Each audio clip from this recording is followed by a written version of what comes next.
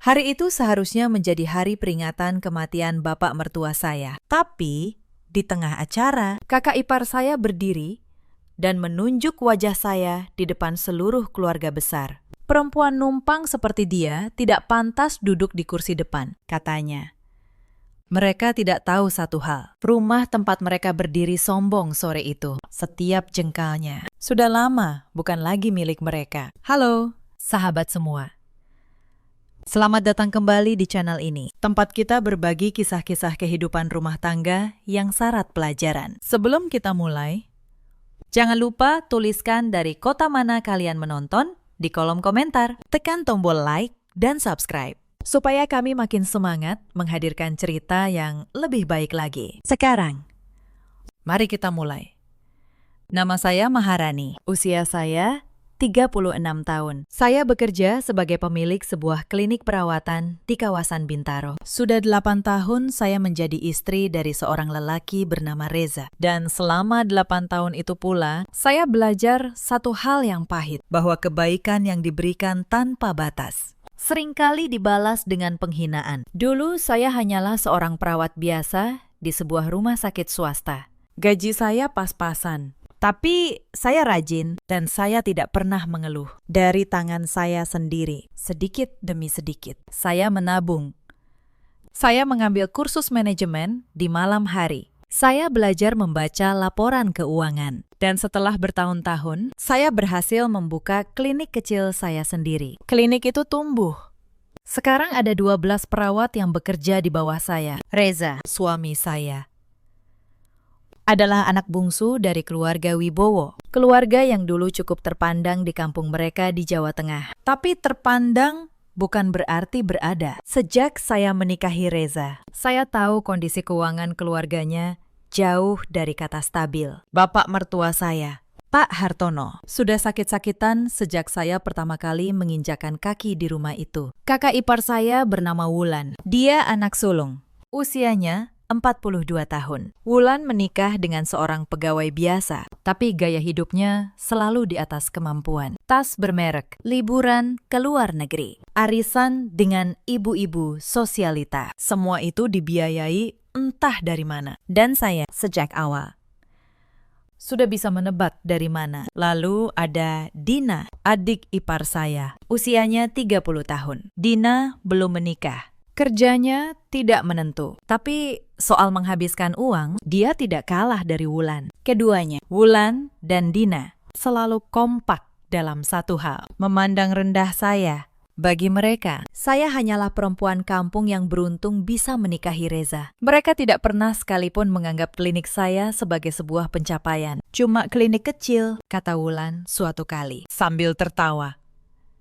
Mengurus orang sakit, pekerjaan rendahan. Saya hanya diam waktu itu. Saya sudah terbiasa diam. Pernikahan saya dengan Reza di awal sebenarnya baik-baik saja. Reza bukan lelaki jahat, tapi Reza punya satu kelemahan yang fatal. Dia tidak pernah bisa berkata tidak kepada keluarganya. Apapun yang diminta ibunya, apapun yang direngek kakaknya, Reza selalu mengalah. Dan yang lebih menyakitkan, dia selalu mengalah dengan menggunakan apa yang saya miliki. Ibu mertua saya, Bu Sari, adalah pusat dari semuanya. Di usianya yang 63 tahun, beliau masih memegang kendali penuh atas anak-anaknya. Suaranya adalah hukum. Dan dalam hukum Bu Sari, menantu seperti saya menempati kasta paling bawah. Saya boleh memberi, tapi saya tidak boleh meminta. Saya boleh membayar, tapi saya tidak boleh mengeluh. Saya masih ingat tahun-tahun pertama pernikahan saya. Saat itu, saya masih berusaha keras menyenangkan hati keluarga Reza. Setiap akhir pekan, saya datang ke rumah Bu Sari, membantu memasak,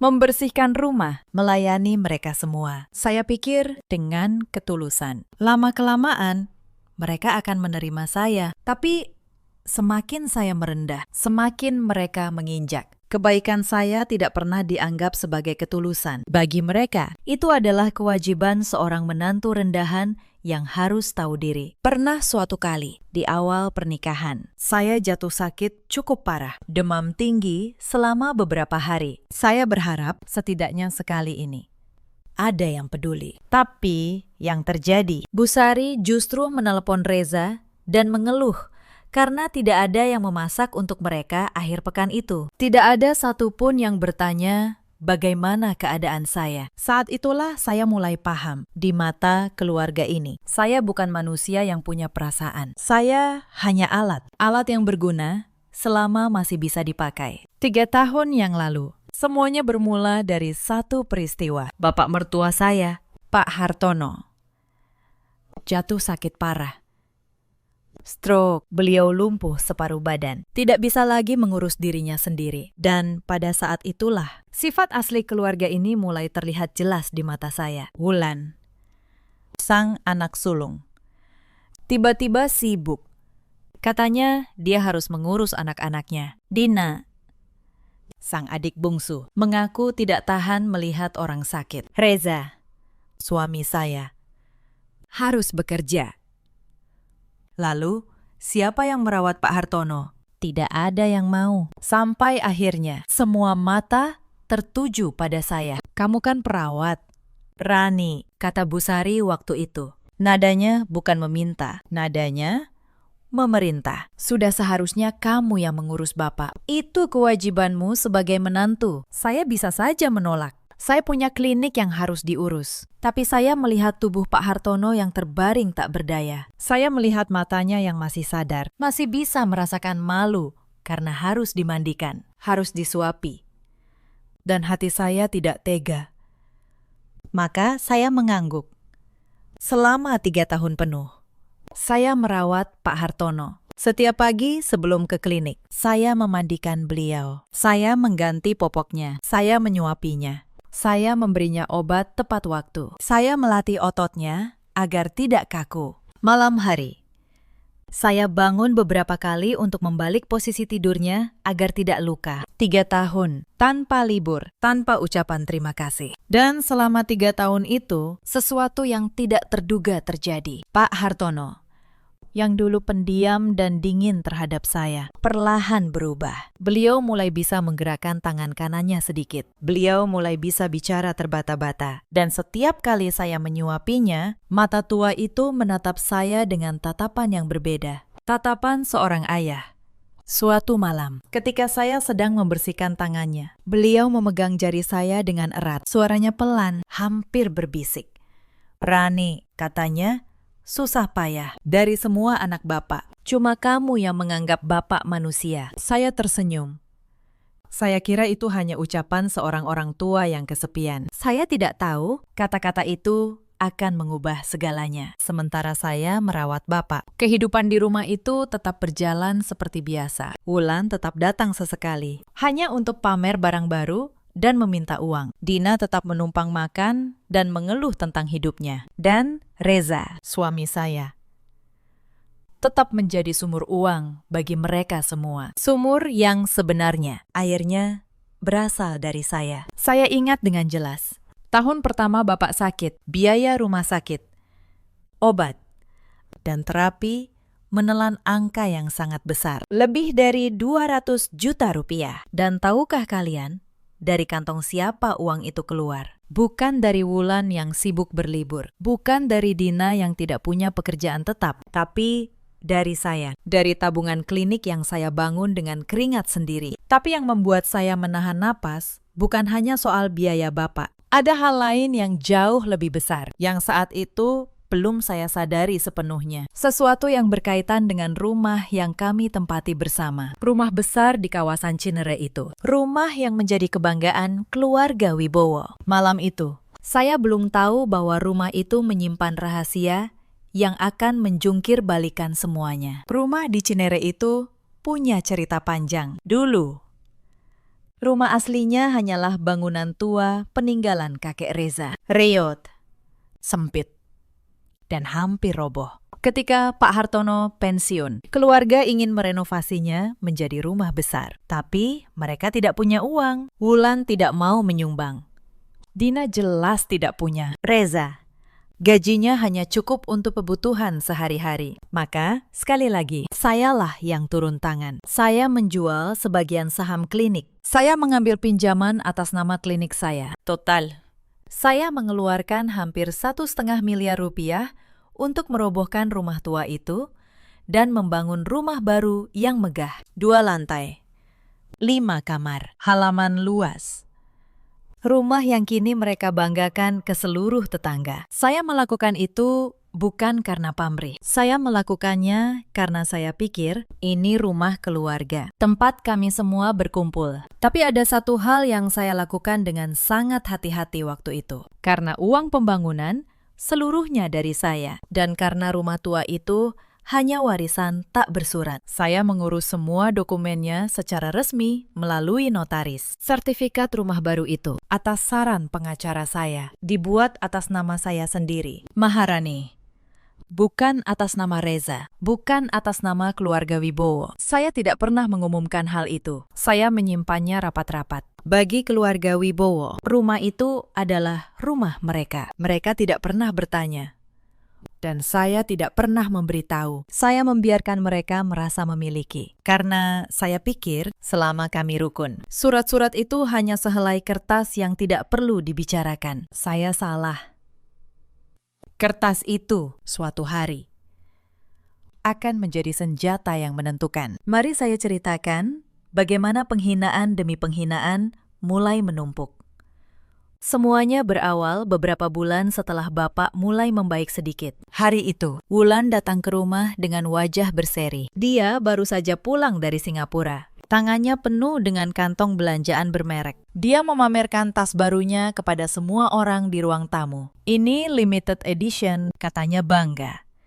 Cuma ada beberapa di dunia. Saya hanya tersenyum tipis. Saya tahu liburan itu dan tas itu dibayar dengan uang yang Reza kirimkan minggu lalu. Uang yang saya berikan kepada Reza untuk kebutuhan Bapak. Saya mencoba bicara baik-baik kepada Reza malam itu. Mas, kata saya pelan. Uang untuk terapi Bapak bulan ini sudah menipis. Tolong jangan diberikan ke Mbak Wulan dulu. Reza menunduk.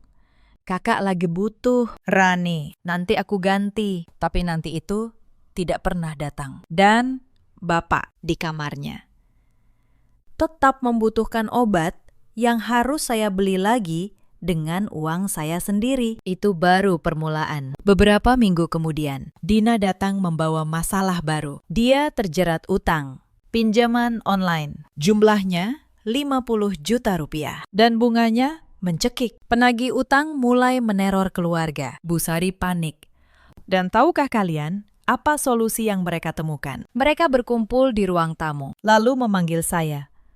Rani, kata Busari dengan nada memerintah. Dina ini adikmu juga sekarang. Kamu punya klinik, bantu dia lunasi utangnya. Saya terdiam. 50 juta bukan jumlah kecil. Bu, kata saya, hati-hati. Dina sudah dewasa. Utang ini akibat dari pilihannya sendiri. Kalau saya bayar sekarang, dia akan mengulanginya lagi. Wajah Busari langsung berubah merah. Beraninya kamu, dasar menantu pelit. Untuk apa kamu punya uang banyak kalau tidak bisa membantu keluarga? Reza, yang duduk di samping saya, tidak membela.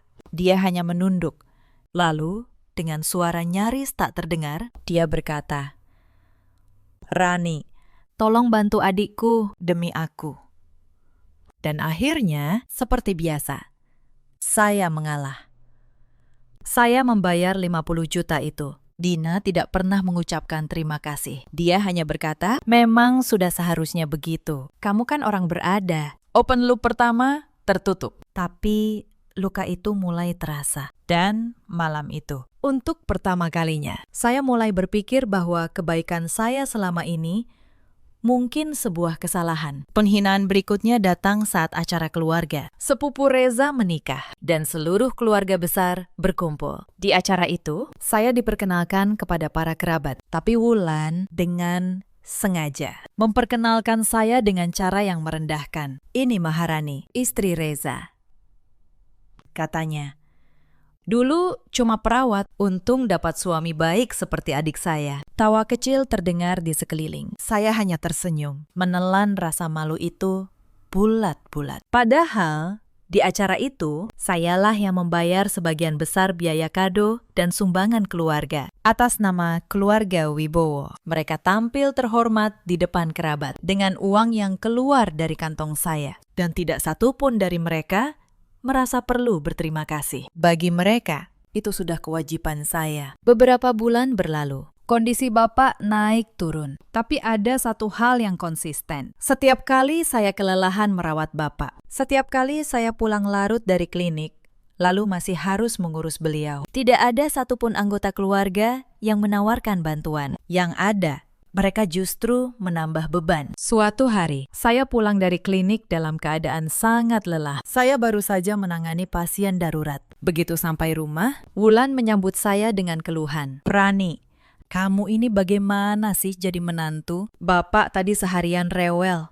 Aku sampai pusing." Saya menahan emosi. "Mbak ada di rumah seharian. Kenapa tidak, Mbak? Yang urus Bapak sebentar." Wulan memandang saya seolah saya mengatakan hal paling konyol di dunia. "Aku mengurus orang sakit. Itu kan tugasmu. Aku ini anak kandungnya, bukan pembantu." Kata-kata itu menampar saya. Anak kandung. Tapi anak kandung yang tidak pernah sekalipun memandikan ayahnya sendiri. Sementara saya, sang menantu, melakukan semuanya. Saya masuk ke kamar Bapak malam itu. Beliau menatap saya. Lalu dengan susah payah berkata, "Maaf, ya, Rani, Bapak merepotkanmu." Air mata saya jatuh. Bukan karena lelah merawat beliau, tapi karena beliau satu-satunya orang yang sakit dan tak berdaya. Justru satu-satunya yang tahu berterima kasih. Lalu datang puncak dari semua kesombongan itu. Hari ulang tahun Bu Sari. Keluarga mengadakan pesta besar di rumah. Sekali lagi, sayalah yang membayar semua biayanya. Catering, dekorasi, semuanya.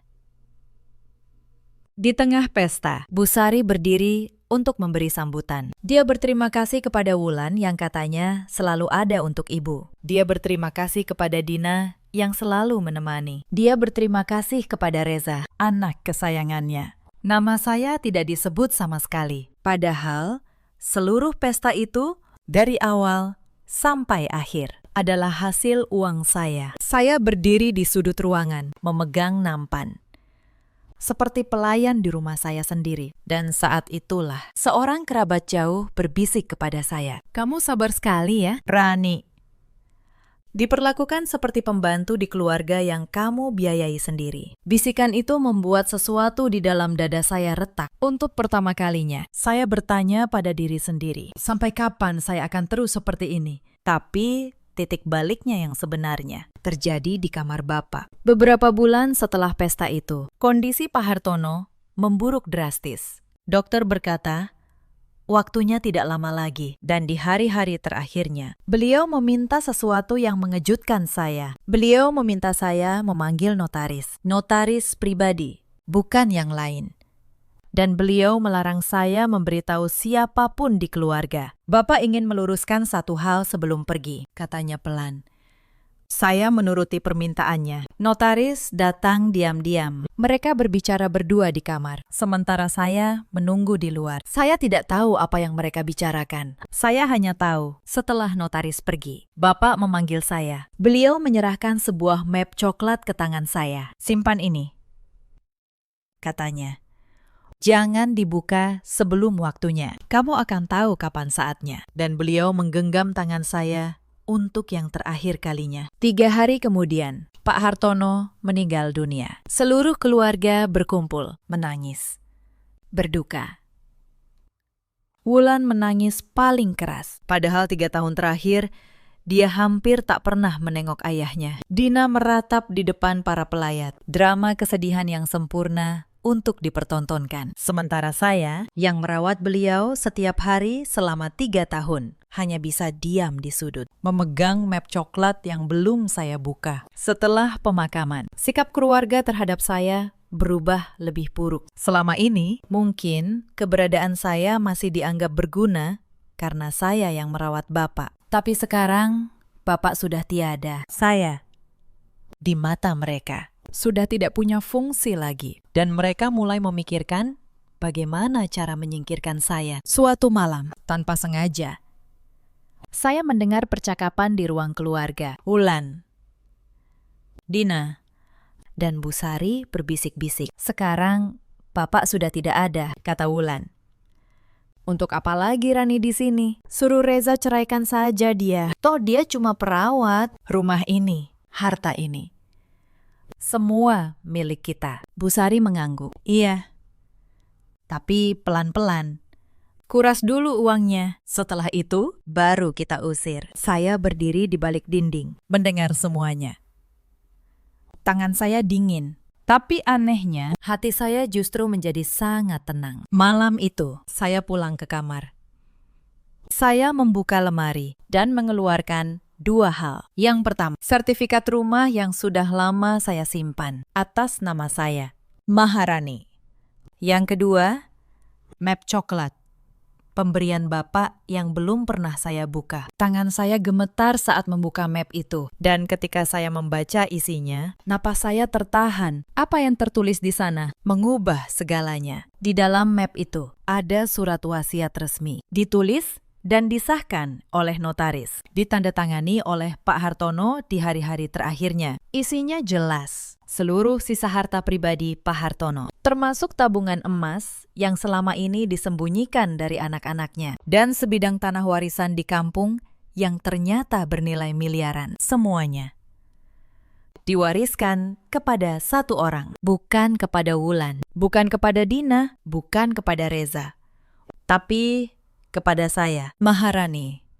Di bagian bawah surat itu, ada catatan tulisan tangan Bapak yang sudah gemetar. Untuk Rani, satu-satunya yang merawatku seperti anak. Sisanya tidak pernah pulang untukku, hanya untuk uangku. Saya memegang surat itu, dan untuk pertama kalinya dalam bertahun-tahun, saya menangis. Bukan karena harta, tapi karena akhirnya ada satu orang yang melihat semua pengorbanan saya. Sayang sekali, orang itu sudah tiada. Saya menyimpan kembali kedua dokumen itu, sertifikat rumah dan surat wasiat. Saya tahu, sebentar lagi, keluarga ini akan menggelar peringatan 40 hari kematian Bapak. Seluruh keluarga besar akan berkumpul. Dan saya tahu, di acara itulah, mereka berencana mulai menyingkirkan saya secara terbuka. Tapi, mereka tidak tahu, di acara yang sama, semua kebenaran akan terungkap. Mereka mengira sedang menyiapkan panggung untuk mempermalukan saya. Padahal mereka sedang menyiapkan panggung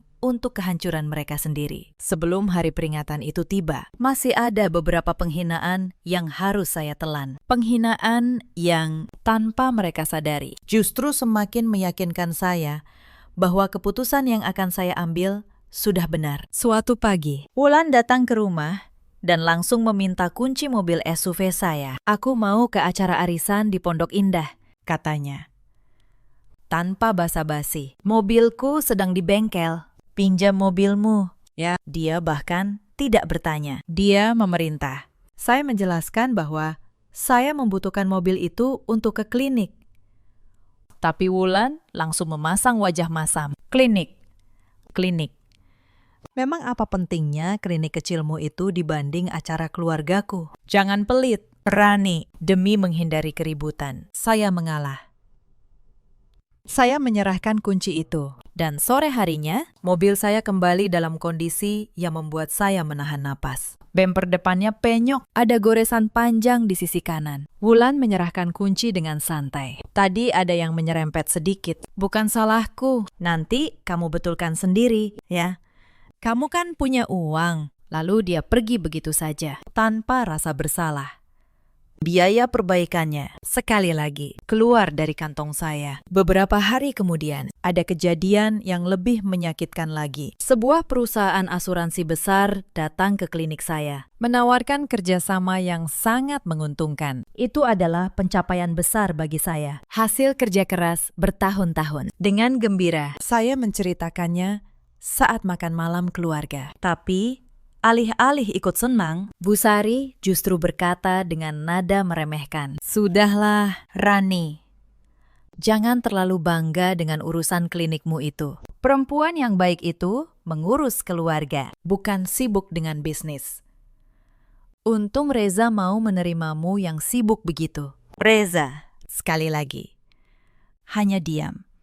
Tidak ada satu kata pun yang membela pencapaian saya. Saya menelan kekecewaan itu dalam diam. Tapi di dalam hati, sebuah keputusan semakin mengeras. Saya sudah memberikan terlalu banyak kepada orang-orang yang tidak pernah menganggap apapun yang saya lakukan sebagai sesuatu yang berharga. Malam itu, saya kembali membuka lemari saya. Saya menatap sertifikat rumah dan map coklat dari Bapak. Saya tahu waktunya semakin dekat. Saya hanya menunggu momen yang tepat. Dan momen itu ternyata akan datang lebih cepat dari yang saya kira. Hari peringatan 40 hari itu pun tiba. Sejak pagi, rumah di Cinere sudah ramai. Tenda dipasang di halaman.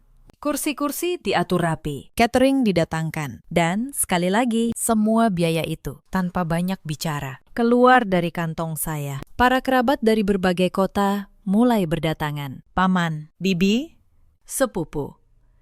Semua hadir untuk mendoakan almarhum Pak Hartono. Saya bangun sangat pagi hari itu. Saya menyiapkan segala sesuatu, memastikan acara berjalan lancar. Saya memakai pakaian sederhana, karena memang saya tidak pernah suka berlebihan. Tapi justru pakaian sederhana itu yang menjadi bahan ejekan pertama di pagi itu. Wulan datang dengan gaun mahal dan perhiasan bertumpuk. Melihat penampilan saya, dia mencibir. Astaga, Rani, ini acara keluarga terhormat. Masa kamu pakai baju seperti pembantu begitu? Memalukan saja. Dina yang berdiri di sebelahnya ikut tertawa. Biarin. Mbak, dia kan memang asalnya begitu. Susah diubah. Saya hanya tersenyum. Hari ini, saya tidak akan terpancing. Saya tahu apa yang ada di dalam tas saya. Acara dimulai. Doa dipanjatkan untuk almarhum. Para kerabat duduk di kursi yang sudah disiapkan. Kursi-kursi depan. Kursi kehormatan. Diisi oleh Bu Sari, Wulan, Dina, dan Reza. Saya, sang menantu yang membiayai seluruh acara. Tidak diberi tempat di depan. Saya berdiri di belakang, mengawasi jalannya hidangan. Seperti seorang pelayan. Seorang bibi dari pihak Pak Hartono memperhatikan hal itu. Beliau memanggil saya, Rani. Kamu kenapa berdiri di belakang? Kamu menantu yang merawat almarhum bertahun-tahun. Kamu seharusnya duduk di depan. Belum sempat saya menjawab.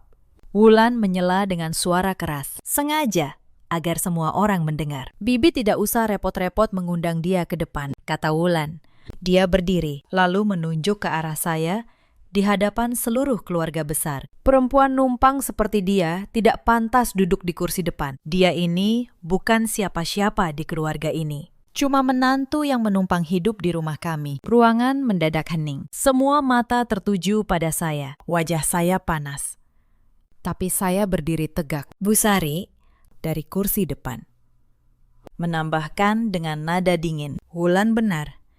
Rani, sebaiknya kamu tahu diri. Sekarang Bapak sudah tidak ada. Kamu di sini hanya karena kami masih mau menampungmu. Jangan terlalu nyaman. Lalu Dina ikut menimpali sambil menyeringai. Sebenarnya keluarga sudah sepakat. Setelah 40 hari ini, lebih baik kamu dan Reza berpisah saja. Rani, rumah ini dan semua harta keluarga akan kami kelola sendiri. Kamu boleh kembali ke kampungmu. Saya menatap Reza, suami saya. Saya menunggu dia membela saya, tapi Reza hanya menunduk. Dayamide. Pengecut. Seperti biasa.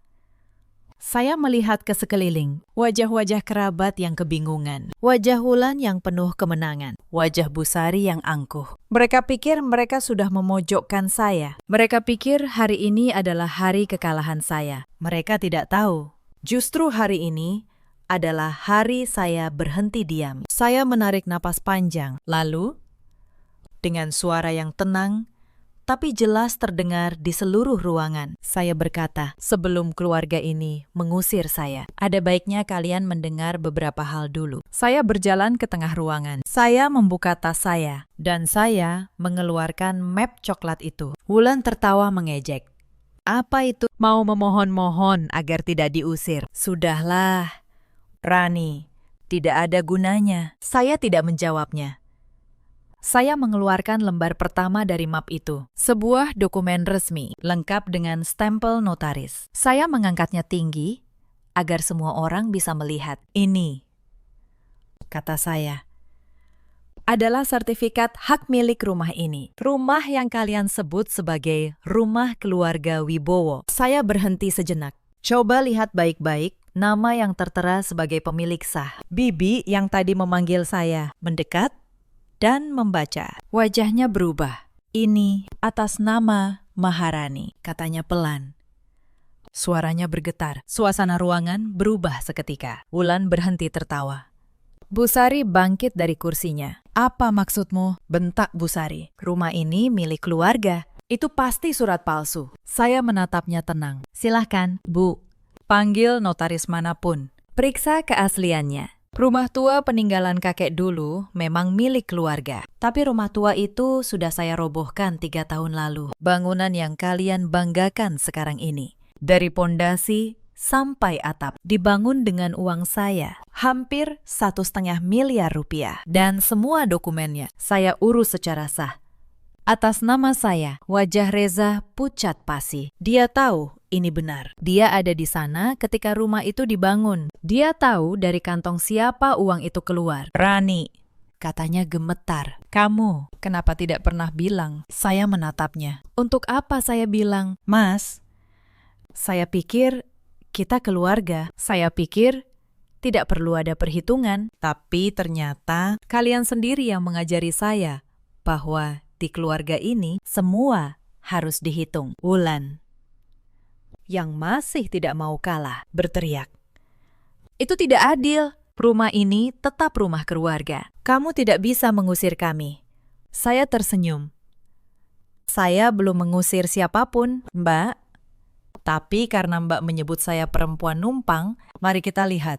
Siapa sebenarnya yang menumpang di sini? Saya mengeluarkan lembar berikutnya, sebuah dokumen lain. Ini surat wasiat resmi almarhum Bapak. Disahkan notaris. Ditandatangani beliau sebelum meninggal. Mendengar kata wasiat, seluruh ruangan terdiam total. Wulan dan Dina saling pandang. Bu Sari terlihat gugup untuk pertama kalinya. Wasiat apa? Tanya Bu Sari dengan suara serak. Bapak tidak pernah bilang soal wasiat. Saya membacakan isinya dengan suara lantang. Seluruh harta pribadi saya, termasuk tabungan emas dan tanah warisan di kampung, saya wariskan sepenuhnya kepada menantu saya, Maharani. Karena dialah satu-satunya yang merawat saya seperti anak. Anak-anak kandung saya tidak pernah pulang untuk saya, hanya untuk uang saya. Wulan menjerit. Tidak mungkin, itu bohong. Bapak tidak mungkin menulis itu. Saya menyerahkan dokumen itu kepada Bibi untuk diperiksa. Bibi membaca, lalu mengangguk pelan. Ini asli.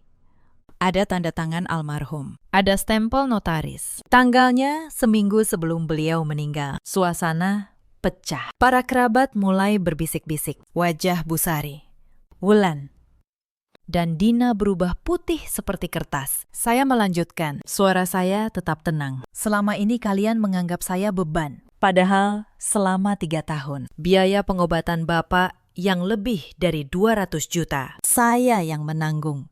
Utang pinjaman online, Dina 50 juta. Saya yang melunasi. Pembangunan rumah ini, saya yang membayar. Bahkan acara hari ini. Peringatan 40 hari Bapak. Semuanya dari uang saya. Saya menatap mereka satu persatu. Lalu, siapa sebenarnya yang menumpang di sini? Tidak ada yang menjawab. Wulan yang biasanya banyak bicara, kini bungkam. Dina menunduk. Bu Sari terduduk lemas di kursinya. Lalu, saya mengeluarkan satu dokumen terakhir. Lembar yang paling membuat mereka tidak berkutik. Dan ini, kata saya, adalah rekening koran serta bukti transfer selama 3 tahun terakhir. Setiap rupiah yang saya keluarkan untuk keluarga ini tercatat di sini, lengkap dengan tanggal dan jumlahnya. Kalau kalian ingin menghitung, mari kita hitung. Total yang sudah saya keluarkan untuk keluarga Wibowo, lebih dari 2 miliar rupiah. Angka itu membuat seluruh ruangan tercekat. 2 miliar rupiah. Para kerabat menatap Bu Sari dan anak-anaknya dengan tatapan yang berbeda sekarang. Tatapan yang penuh penghakiman. Salah satu paman tertua berdiri. "Sari," katanya dengan nada berat. "Selama ini kami kira kalian yang menanggung semuanya. Ternyata menantu yang kalian hina ini yang membayar semuanya. Sementara kalian mengusirnya seperti pembantu. Kalian seharusnya malu." Bu Sari membuka mulut, mencoba membela diri. Tapi Rani sudah seharusnya membantu. Dia kan bagian dari keluarga. Paman itu memotong dengan tajam. "Bagian dari keluarga. Tadi kalian sendiri yang menyebutnya perempuan numpang. Tadi kalian sendiri yang mau mengusirnya. Sekarang setelah tahu semua harta atas namanya, baru dia jadi bagian dari keluarga." Saya menatap Reza, suami saya. Lelaki yang selama 8 tahun selalu memilih keluarganya di atas saya. Lelaki yang tadi diam ketika saya dihina di depan semua orang. "Mas Reza," kata saya pelan. "Tadi, ketika kakakmu menyebutku perempuan numpang, ketika adikmu mengusulkan kita bercerai, kamu diam. Kamu tidak membela aku, padahal aku istrimu. Padahal selama 8 tahun aku memberikan segalanya untuk keluargamu." Reza mengangkat wajahnya, matanya basah. "Rani, maafkan aku. Aku salah. Saya mengangkat tangan, menghentikannya. "Sudah terlambat." "Mas," saya berbalik menghadap seluruh keluarga. "Saya tidak akan mengusir kalian hari ini. Saya bukan orang sekejam itu. Tapi mulai sekarang, semua akan berubah. Rumah ini milik saya. Kalau kalian ingin tinggal di sini, kalian harus menghormati saya sebagai pemilik. Dan semua bantuan keuangan yang selama ini saya berikan, mulai hari ini, saya hentikan sepenuhnya." Wulan tiba-tiba berlutut. Air matanya tumpah. "Rani, tolong.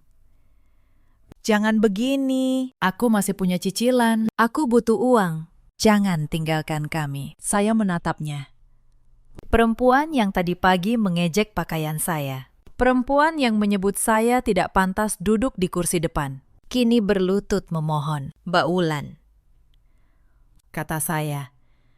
"Tadi Mbak bilang saya perempuan numpang. Tadi Mbak bilang saya bukan siapa-siapa. Sekarang, hiduplah dengan kemampuanmu sendiri. Bukankah itu yang selalu kalian katakan kepada saya? Hidup mandiri, tanpa menyusahkan orang lain." Dina ikut menangis. "Lalu utang-utangku bagaimana?" "Aku tidak punya uang." Saya menjawab, "Tenang, itu akibat dari pilihanmu sendiri." "Dina, seperti yang pernah saya katakan dulu, sebelum kalian memaksa saya membayarnya, Bu Sari, sang ibu mertua, yang dulu suaranya adalah hukum, kini hanya bisa terdiam." Tubuhnya gemetar di kursi. Saya menutup tas saya. Saya menatap mereka semua untuk terakhir kalinya di acara itu. Saya merawat Bapak bukan karena mengharapkan warisan. Saya bahkan tidak tahu beliau menulis wasiat ini sampai beliau meninggal. Saya melakukannya karena saya tahu rasanya menjadi manusia yang dianggap tidak berharga. Dan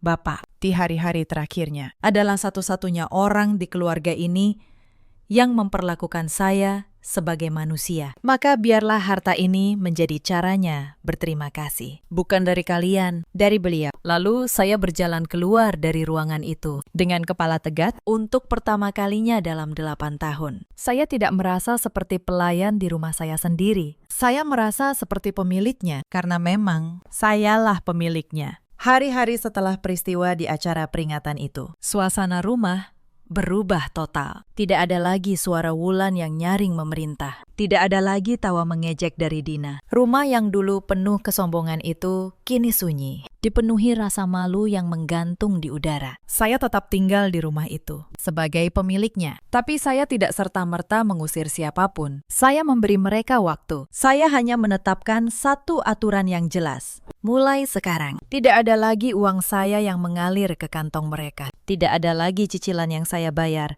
Tidak ada lagi utang yang saya tanggung. Setiap orang harus berdiri di atas kaki mereka sendiri. Bagi keluarga yang selama bertahun-tahun hidup dari uang saya, aturan sederhana itu ternyata adalah bencana. Mereka tidak pernah belajar hidup mandiri. Mereka terbiasa meminta, terbiasa menuntut, terbiasa menerima. Dan ketika sumber itu tiba-tiba kering. Mereka tidak tahu harus berbuat apa. Wulan adalah yang pertama merasakan akibatnya. Selama ini, gaya hidup mewahnya, tas bermereknya, liburannya ke luar negeri, semua dibiayai oleh uang yang dia rengek dari Reza. Uang yang sebenarnya dari saya. Sekarang, sumber itu tertutup. Cicilan kartu kreditnya menumpuk. Tagihan-tagihan datang bertubi-tubi. Suaminya, yang ternyata penghasilannya jauh lebih kecil dari yang dia pamerkan, tidak mampu menutupi gaya hidup mereka. Dalam beberapa bulan, Wulan mulai menjual barang-barang mewahnya. Tas-tas bermerek yang dulu dia banggakan. Satu persatu dilepas dengan harga jatuh. Perhiasannya digadaikan. Tapi itu pun tidak cukup. Penagih utang mulai mendatangi rumahnya. Suaminya yang sudah lelah dengan tuntutan gaya hidup yang tidak masuk akal, akhirnya mengajukan perceraian. Wulan, perempuan yang dulu merasa paling tinggi, kini ditinggalkan suaminya dengan setumpuk utang. Dina tidak jauh berbeda.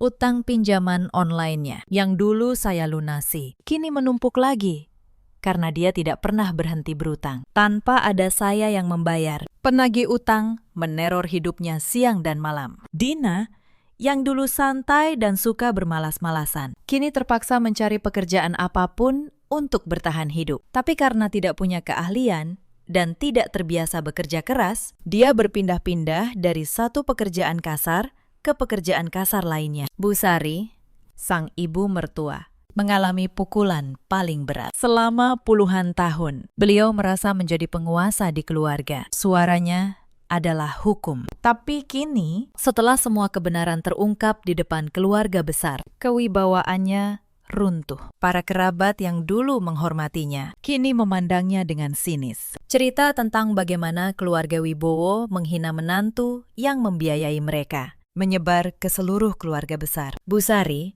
yang dulu bangga menjadi pusat perhatian, kini malu untuk keluar rumah. Dan Reza, suami saya, lelaki yang selalu memilih diam. Setelah peristiwa itu, dia berusaha keras memperbaiki keadaan. Dia meminta maaf berulang kali. Dia mencoba menunjukkan bahwa dia berubah. Tapi ada luka yang tidak bisa disembuhkan hanya dengan kata maaf. 8 tahun saya menunggu dia membela saya. Dan di saat yang paling penting, dia memilih diam.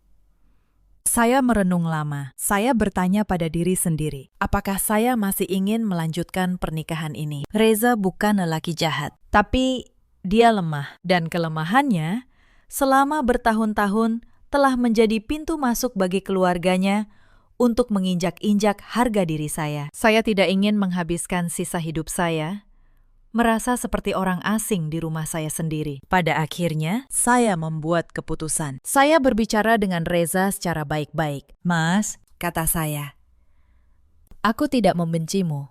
Tapi aku tidak bisa lagi hidup dalam pernikahan di mana aku harus terus-menerus membuktikan kelayakanku. Aku lelah.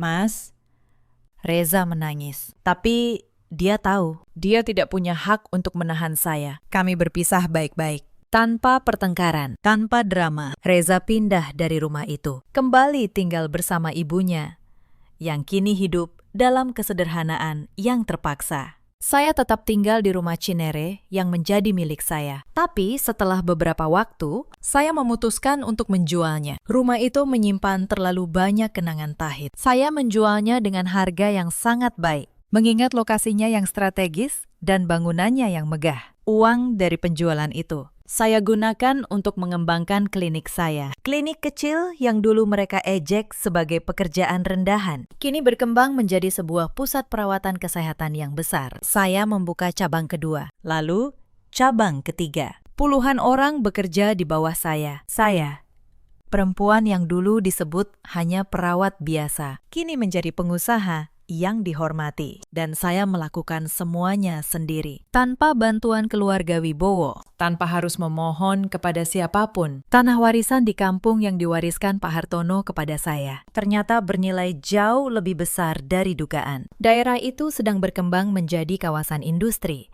Harga tanahnya melonjak, tapi saya tidak menjualnya begitu saja. Saya membangun di atasnya sebuah panti perawatan untuk orang tua yang ditelantarkan keluarganya. Saya menamainya dengan nama Pak Hartono, karena beliaulah yang mengajari saya bahwa setiap orang tua berhak diperlakukan sebagai manusia sampai akhir hayatnya. Waktu pun berlalu. Hampir setahun setelah perpisahan itu, saya mendengar kabar tentang keluarga Wibowo dari seorang kerabat jauh. Kabar itu datang melalui sebuah pesan, lengkap dengan sebuah foto. Foto itu diambil di sebuah pasar tradisional di pinggiran kota. Di dalam foto, terlihat sebuah lapak kecil yang sangat sederhana, menjual gorengan dan nasi bungkus. Di balik wajan yang penuh minyak panas, berdiri seorang perempuan yang sedang mengipasi wajahnya karena kepanasan. Saya memperbesar foto itu, dan saya terkejut.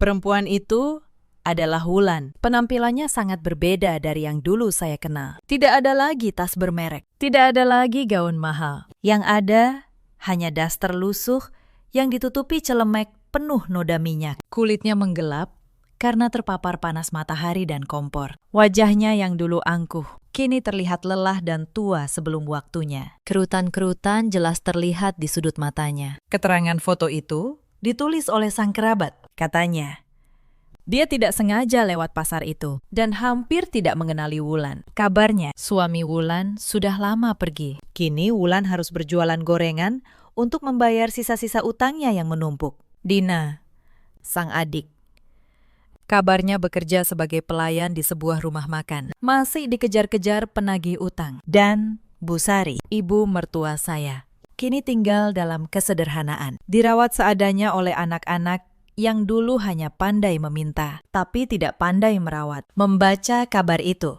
saya menunggu perasaan apa yang akan muncul. Apakah saya akan merasa puas? Apakah saya akan tertawa? Tapi ternyata tidak ada satupun dari itu. Saya tidak merasa senang melihat penderitaan mereka, tapi saya juga tidak merasa kasihan. Yang saya rasakan hanyalah sebuah ketenangan, sebuah keyakinan bahwa hukum sebab akibat di dunia ini benar-benar bekerja. Wulan, yang dulu menghina pekerjaan saya dan menyebut saya tidak pantas, kini harus bertahan hidup dengan berjualan di pinggir jalan yang berdebu. Dina, yang dulu menganggap utang sebagai hal sepele yang bisa ditanggung orang lain, kini harus menanggung sendiri akibat dari kebiasaannya. Dan Bu Sari, yang dulu memperlakukan saya sebagai kasta terendah, kini merasakan sendiri bagaimana rasanya dirawat oleh anak-anak yang tidak tulus. Mereka akhirnya mendapatkan apa yang selalu mereka khotbahkan kepada saya. Hidup mandiri, tanpa menyusahkan orang lain. Sayangnya, mereka harus mempelajarinya di saat semua fasilitas yang dulu saya berikan sudah saya cabut hingga ke akarnya. Saya menutup ponsel saya. Saya tidak membalas pesan itu. Saya juga tidak menyebarkannya karena bagi saya, kisah keluarga Wibowo sudah selesai. Saya tidak lagi terikat dengan kebencian atau dendam. Saya sudah melangkah jauh ke depan, ke kehidupan yang saya bangun sendiri, dengan tangan saya sendiri. Sore itu, saya duduk di teras klinik baru saya. Matahari mulai turun.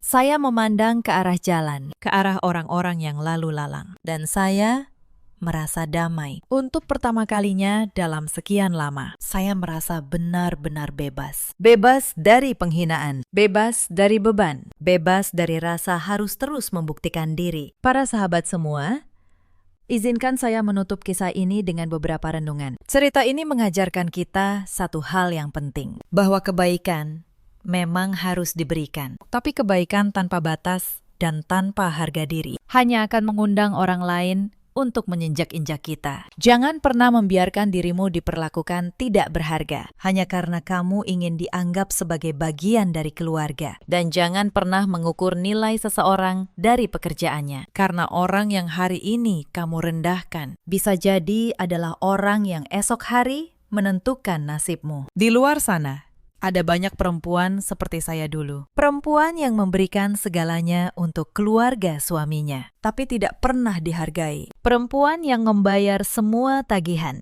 tapi tetap disebut numpang. Jika kamu salah satu dari mereka, ketahuilah, kebaikanmu tidak salah. Yang salah adalah membiarkan kebaikan itu menghapus harga dirimu. Di luar sana, ada juga banyak suami seperti Reza. Lelaki yang tidak jahat, tapi terlalu lemah untuk membela istrinya sendiri. Lelaki yang memilih diam demi menghindari konflik, tanpa sadar bahwa diamnya itu adalah pengkhianatan yang paling menyakitkan. Dan di luar sana, ada pula keluarga-keluarga seperti keluarga Wibowo yang memperlakukan menantu sebagai sumber uang dan pelayan, bukan sebagai anggota keluarga yang baru menghargai seseorang setelah kehilangan segalanya. Semoga kisah ini menjadi cermin bagi siapapun yang merasa berkuasa atas orang lain, bahwa kekuasaan yang dibangun di atas penghinaan, cepat atau lambat, akan runtuh. Pak Hartono, di hari-hari terakhirnya, mengajari saya pelajaran yang paling berharga, bahwa cara seseorang memperlakukan orang yang lemah dan tak berdaya menunjukkan siapa dia sebenarnya. Anak-anak kandungnya menelantarkannya saat dia tidak berdaya. Tapi seorang menantu yang dianggap asing justru merawatnya seperti anak. Dan di akhir hidupnya, beliau memilih untuk berterima kasih dengan cara yang tidak akan pernah saya lupakan. Dalam hidup, kita semua punya pilihan. Pilihan untuk menjadi orang yang menghargai atau orang yang merendahkan. Pilihan untuk membalas kebaikan atau memanfaatkannya. Dan setiap pilihan itu pada akhirnya akan kembali kepada kita sendiri. Itulah hukum kehidupan yang tidak pernah meleset. Jika kisah ini menyentuh hati kalian, tuliskan pengalaman kalian di kolom komentar. Ceritakan, pernahkah kalian merasa tidak dihargai oleh keluarga yang kalian cintai? Bagikan kisah ini kepada siapapun yang mungkin membutuhkannya. Dan terima kasih sudah menemani saya sampai akhir cerita. Sampai jumpa di kisah berikutnya. Saat perut saya melilit karena belum makan sejak pagi, saya hanya meminta sepiring nasi kepada ibu mertua saya, tapi di depan seluruh keluarga yang sedang berkumpul. Beliau justru menunjuk mangkuk kotor bekas makanan anjing di lantai. Kalau lapar, makan dari situ saja, katanya sambil tersenyum sinis. Suami saya hanya menunduk. Diameter, seperti biasa. Saya tidak menangis. Saya tidak membantah. Saya hanya masuk kamar, membuka lemari, dan mengeluarkan satu map dokumen yang sudah 3 tahun saya sembunyikan. 2 jam kemudian, mobil-mobil hitam memenuhi halaman rumah itu. Bu Marni jatuh pingsan di depan semua tetangga, dan suami saya pulang dengan wajah sepucat kertas, memohon ampun di kaki saya. Halo, sahabat. Selamat datang kembali di kanal ini. Sebelum kita mulai, tuliskan nama kota kalian di kolom komentar. Saya ingin tahu dari mana saja kalian menemani cerita ini malam ini. Jangan lupa tekan tombol like dan subscribe, supaya kalian tidak ketinggalan kisah-kisah berikutnya. Sekarang, mari kita mulai. Nama saya Sahira. Usia saya 32 tahun. Saya bekerja sebagai manajer keuangan di sebuah perusahaan besar di kawasan Sudirman, Jakarta. Sudah 7 tahun saya berkarir di bidang ini. Saya terbiasa membaca angka, membaca dokumen, dan membaca orang. Tapi ada satu hal yang tidak pernah saya baca dengan benar selama 3 tahun terakhir, yaitu hati keluarga suami saya sendiri. Saya menikah dengan Bayu 3 tahun lalu. Saat itu saya pikir saya sudah memilih laki-laki yang tepat. Bayu sopan, tenang, dan tampak penuh tanggung jawab. Kami menikah sederhana. Saya tidak pernah menuntut apa-apa. Saya hanya ingin rumah tangga yang damai. Saya bahkan rela meninggalkan apartemen saya sendiri di pusat kota, lalu pindah ke rumah keluarga Bayu di kawasan Bekasi, demi menyenangkan ibu mertua saya. Rumah itu cukup besar, 2 lantai, dengan halaman luas. Tapi di balik dindingnya ada aturan yang tidak tertulis. Aturan itu sederhana. Saya adalah menantu dan menantu di mata Bu Marni, bukanlah anggota keluarga. Menantu adalah orang asing yang harus tahu diri, harus melayani, dan harus diam. Sejak hari pertama, saya merasakannya. Bu Marni jarang menatap mata saya saat bicara. Beliau selalu memanggil saya dengan nada datar, seolah memanggil seseorang yang dipekerjakan, bukan istri dari anak kandungnya. Sahira, cuci piring. Sahira, sapu halaman. Sahira, Kenapa lantai masih kotor? Setiap pagi dimulai dengan perintah. Setiap malam ditutup dengan keluhan. Saya mencoba memahaminya. Saya pikir mungkin beliau hanya belum terbiasa dengan kehadiran saya. Mungkin seiring waktu, hati beliau akan melunak. Jadi, saya bertahan. Saya bangun lebih pagi dari siapapun di rumah itu. Saya membersihkan rumah, menyiapkan sarapan, mencuci pakaian seluruh keluarga, lalu pergi bekerja. Sepulang kerja, saya kembali masuk dapur, memasak, makan malam, dan membereskan semuanya sebelum tidur. Tidak ada yang pernah berterima kasih. Tidak satupun. Di rumah itu, ada juga kakak ipar saya, Mbak Ratih. Usianya 38 tahun. Ia sudah menikah, tapi sering datang ke rumah ibunya. Kadang menginap berhari-hari bersama dua anaknya. Mbak Ratih adalah duplikat ibunya. Hanya saja, lebih tajam lidahnya. Setiap kali ia datang, rumah itu terasa semakin kecil bagi saya. Sahira, kopiku mana? Sahira, anakku belum mandi, tolong mandikan. Sahira, kamu masak apa? Kok baunya begini? Mbak Ratih memperlakukan saya seperti pembantu yang digaji. Dan ibu mertua saya membiarkannya, bahkan menikmatinya. Lalu ada adik ipar saya, Dimas. 30 tahun, tapi belum juga punya pekerjaan tetap. Ia menghabiskan hari-harinya di kamar, atau pergi entah kemana dengan teman-temannya. Dimas adalah anak kesayangan Bu Marni. Apapun yang Dimas minta, selalu diberi. Uang, motor baru, gawai mahal. Sementara saya yang bekerja keras setiap hari hanya dianggap mesin pencuci piring. Dan di tengah semua itu ada suami saya, Bayu. Saya ingin mengatakan bahwa Bayu adalah pria jahat. Tapi itu tidak benar. Bayu tidak pernah membentak saya. Ia tidak pernah memukul saya. Ia bahkan terkadang tersenyum lembut saat kami berdua. Masalahnya bukan itu. Masalahnya, Bayu tidak pernah membela saya, tidak satu kali pun. Setiap kali ibunya menghina saya, Bayu hanya menunduk. Setiap kali Mbak Ratih merendahkan saya, Bayu hanya pura-pura tidak mendengar. Setiap kali saya menangis diam-diam di kamar, Bayu hanya berkata, "Sabar ya, Sahira.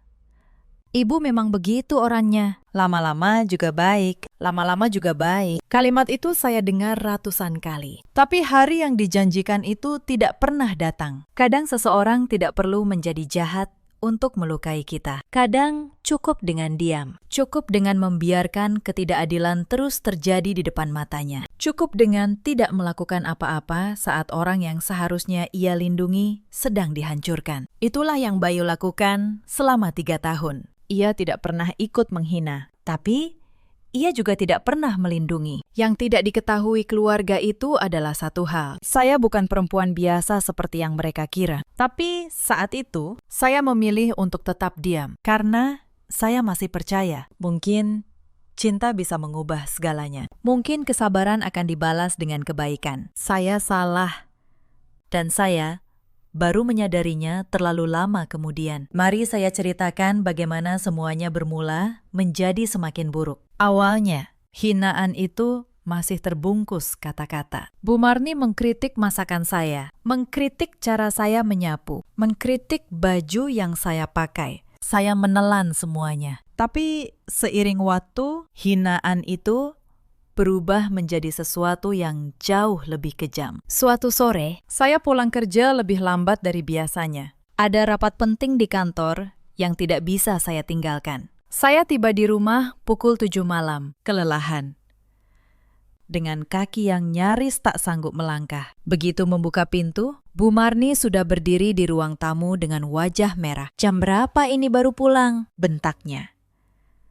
"Kamu pikir rumah ini hotel? Suamimu belum makan, anak-anak Ratih belum makan, dan kamu malah keluyuran entah kemana." Saya mencoba menjelaskan bahwa saya ada rapat, tapi beliau tidak mau mendengar. Alasan saja.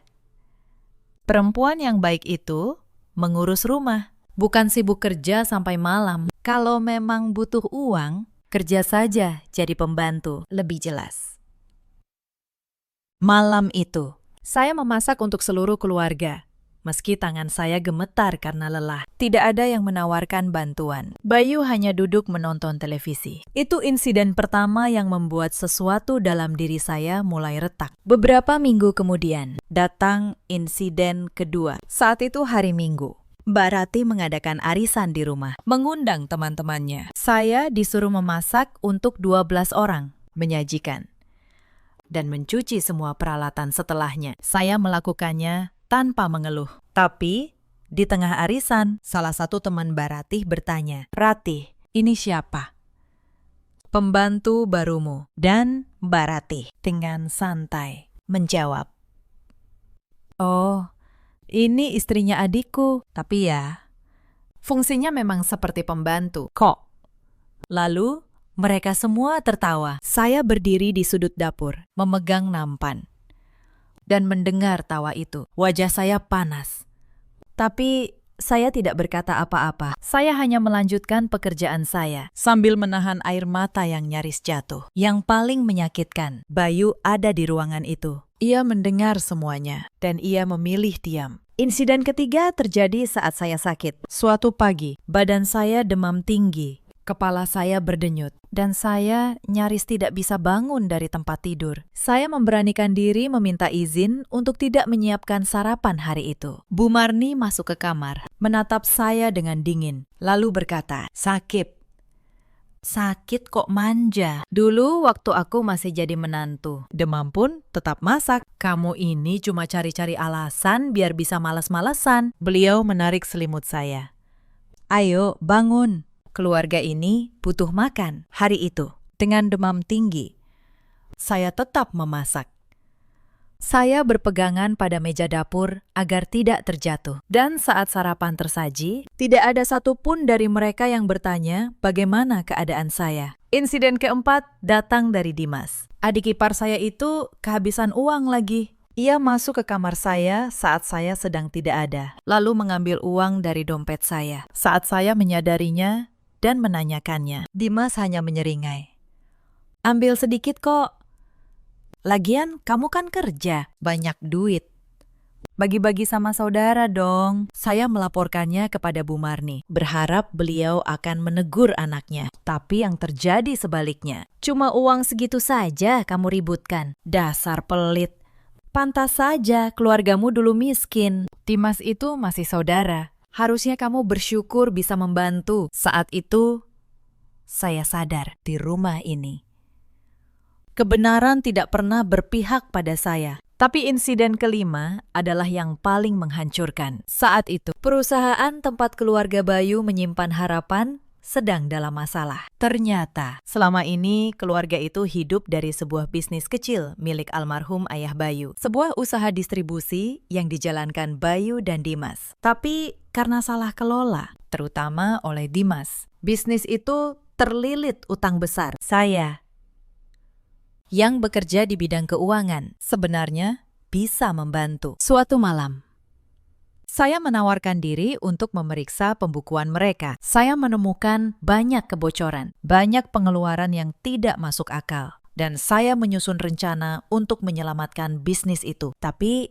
saat saya menyampaikannya, Bu Marni malah marah. "Siapa yang minta pendapatmu? Ini urusan keluarga kami, bukan urusan orang luar sepertimu. Kamu pikir karena bisa baca angka, kamu lebih pintar dari anak-anakku. Jangan sok tahu." Bayu, sekali lagi, hanya diam. Padahal yang saya tawarkan adalah pertolongan. Saya menutup buku pembukuan itu, dan saat itulah saya memutuskan. Saya tidak akan pernah lagi menawarkan apapun kepada mereka. Insiden keenam adalah soal warisan. Suatu hari, Bu Marni memanggil seluruh anggota keluarga ke ruang tamu. Beliau mengumumkan bahwa rumah dan seluruh aset keluarga akan dibagi hanya untuk Bayu, Dimas, dan Ratih. Sahira tidak termasuk, kata beliau tegas sambil menatap saya. Karena dia bukan darah daging keluarga ini. Kalau suatu saat bercerai, dia tidak boleh mengambil apapun. Semua orang mengangguk setuju, bahkan Bayu. Suami saya sendiri mengangguk, menyetujui bahwa istrinya tidak berhak atas apapun. Saya tersenyum kecil di dalam hati, karena Mereka tidak tahu. Saya tidak pernah membutuhkan 1 rupiah pun dari mereka. Lalu datang insiden ke-7. Krisis utang bisnis keluarga semakin parah. Para penagih mulai datang ke rumah. Suasana menjadi tegang setiap hari. Bu Marni stres. Dimas menghilang entah kemana. Dan Bayu kebingungan. Mereka membutuhkan dana segar dalam jumlah besar. Atau bisnis itu akan disita. Suatu malam, Bu Marni mendatangi saya untuk pertama kalinya. Nada bicaranya melunak. Sahira, katanya, kamu kan kerja di bidang keuangan. Kamu punya tabungan, kan? Pinjamkan dulu ke keluarga ini. Nanti kami ganti. Saya menatapnya. Perempuan yang selama 3 tahun menghina saya, kini meminta tolong saat ia membutuhkan. Saya tidak menjawab iya atau tidak. Saya hanya berkata, saya pikirkan dulu, Bu. Wajah Bu Marni langsung berubah masam. Pikirkan apa lagi? Dasar tidak tahu balas budi. Sudah kami beri tempat tinggal, masih saja pelit. Menantu durhaka. Saya tetap diam. Tapi malam itu di dalam hati, saya sudah tahu apa yang akan saya lakukan. Karena yang tidak mereka ketahui adalah ini. Perusahaan tempat utang bisnis keluarga itu bermuara. Perusahaan besar yang menjadi kreditur utama mereka adalah perusahaan tempat saya bekerja. Bukan sekedar tempat saya bekerja, tetapi perusahaan yang sebagian besar sahamnya saya pegang sendiri. Insiden ke-8 dan yang menjadi titik balik segalanya terjadi pada sore hari yang tidak akan pernah saya lupakan. Hari itu saya pulang kerja dalam keadaan sangat lelah. Saya belum makan sejak pagi karena sibuk menangani sebuah laporan penting. Perut saya melilit.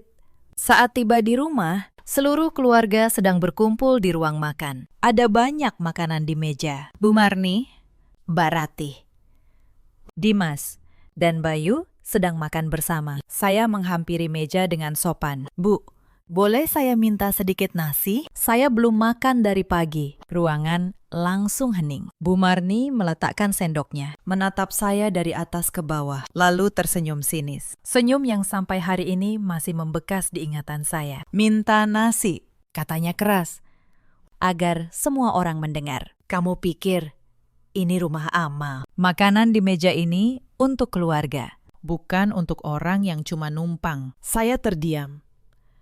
Tangan saya gemetar. Lalu, Bu Marni menunjuk ke sudut ruangan. Di sana, di lantai, ada mangkuk kotor bekas makanan anjing peliharaan mereka. Kalau memang lapar, katanya dengan nada penuh kemenangan, makan saja dari situ.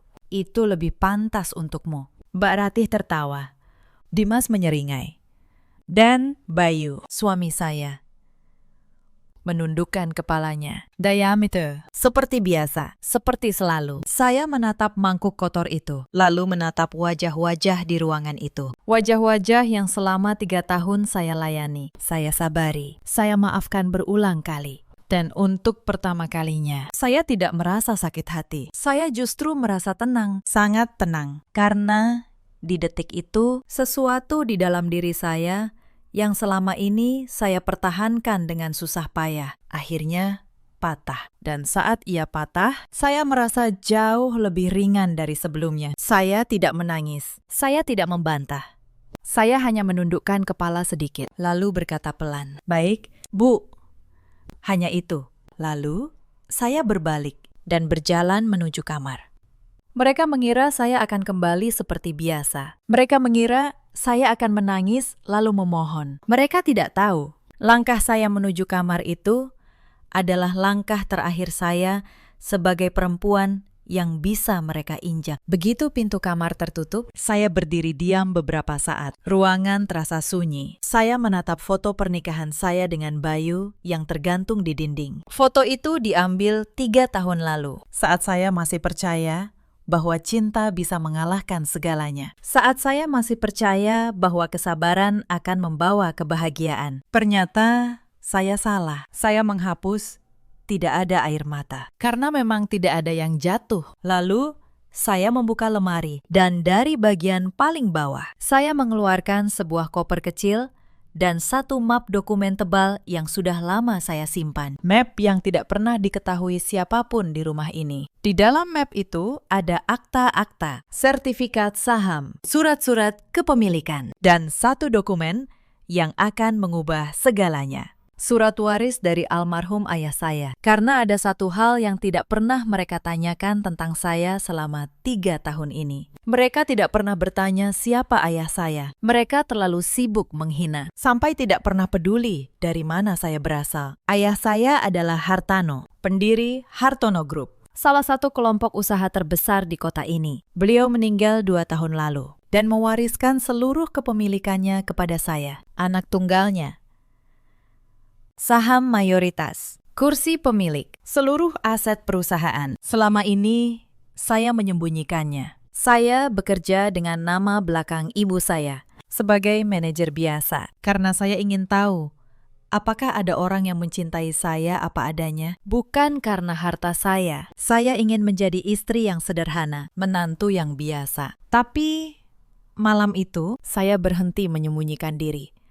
Saya membuka ponsel dan menelpon satu nomor yang selama ini tidak pernah saya gunakan di rumah ini. Nomor Pak Gunawan, direktur utama yang menjalankan perusahaan atas nama saya. Pak Gunawan, kata saya, tenang, ini Bu Sahira. Saya ingin Anda mengaktifkan kembali seluruh hak dan kewenangan kepemilikan saya. Mulai malam ini, di seberang telepon, Pak Gunawan terdiam sejenak, lalu menjawab dengan hormat. Baik, Bu, apa ada hal lain yang bisa kami bantu? Saya menatap koper di atas ranjang. Ya, kata saya. Saya ingin Anda menyiapkan seluruh dokumen mengenai utang sebuah perusahaan distribusi. Nama pemiliknya, Keluarga Wijaya. Suami saya dan adiknya menjalankannya. Saya ingin tahu posisi mereka secara hukum, sekarang juga. Pak Gunawan tampak terkejut, tapi ia profesional. Akan kami siapkan malam ini juga. Bu, tim akan datang ke alamat yang Anda berikan. Saya menutup telepon. Lalu saya melanjutkan mengemasi barang-barang saya tanpa tergesa, tanpa amarah, hanya dengan ketenangan yang belum pernah saya rasakan sebelumnya. Saya memasukkan beberapa pakaian, ijazah, buku tabungan, dan dokumen-dokumen penting. Lalu saya menutup koper itu di luar kamar. Suara televisi masih terdengar. Sesekali terdengar tawa Mbak Ratih. Mereka masih merasa menang. Mereka tidak tahu bahwa hinaan yang baru saja diucapkan sore tadi akan menjadi hinaan terakhir yang pernah mereka lontarkan kepada saya tanpa konsekuensi. Saya membuka pintu kamar, menenteng koper, dan berjalan keluar. Bu Marni melihat saya. Matanya menyipit. Mau kemana kamu malam-malam begini? Bawa koper segala. Mau kabur? Dasar menantu tidak tahu diri. Saya berhenti sejenak di depan pintu. Saya menatap beliau dengan tenang. Saya tidak kabur, Bu, kata saya. Saya pulang. Pulang kemana? Tanya beliau dengan nada mengejek. Ke rumah orang tuamu yang miskin itu. Saya tersenyum tipis. Ke rumah saya sendiri. Lalu saya melangkah keluar dari rumah itu, menuju mobil yang sudah menunggu di depan. Bukan mobil sederhana yang biasa mereka lihat saya gunakan, tapi sebuah mobil mewah berwarna hitam, dengan sopir yang membukakan pintu untuk saya. Saya melihat dari kaca spion. Wajah Bu Marni yang mulai berubah bingung, tapi beliau belum mengerti apa-apa. Belum. Mobil itu membawa saya menjauh dari rumah yang selama 3 tahun menjadi sumber luka. Saya tiba di sebuah apartemen mewah di pusat kota, tempat yang selama ini tidak pernah diketahui siapapun. Saya berdiri di depan jendela besar, memandang gemerlap lampu kota di kejauhan. Untuk pertama kalinya setelah bertahun-tahun, saya merasa bisa bernapas dengan lega. Sementara itu, di rumah keluarga Wijaya, sesuatu mulai bergerak. Beberapa jam setelah saya pergi, sebuah panggilan masuk ke ponsel Bayu. Panggilan dari kantor pusat perusahaan kreditur. Perusahaan yang memegang seluruh utang bisnis keluarganya. Bapak Bayu Wijaya, kata suara di seberang. Anda diminta hadir di kantor pusat besok pagi. Pukul 9. Ada hal penting mengenai status utang perusahaan Anda yang harus dibicarakan langsung dengan pemilik. Bayu kebingungan. Selama ini ia tidak pernah berurusan langsung dengan pemilik perusahaan kreditur. Ia hanya berhubungan dengan staf biasa. Tapi malam itu, ia tidak punya pilihan selain mengiyakan. Ia tidak tahu. Perempuan yang akan ia temui besok pagi adalah istrinya sendiri. Malam itu, di rumah keluarga Wijaya, suasana berubah perlahan. Setelah saya pergi, Bu Marni masih merasa di atas angin. Beliau bahkan tertawa sinis kepada Mbak Ratih. Lihat.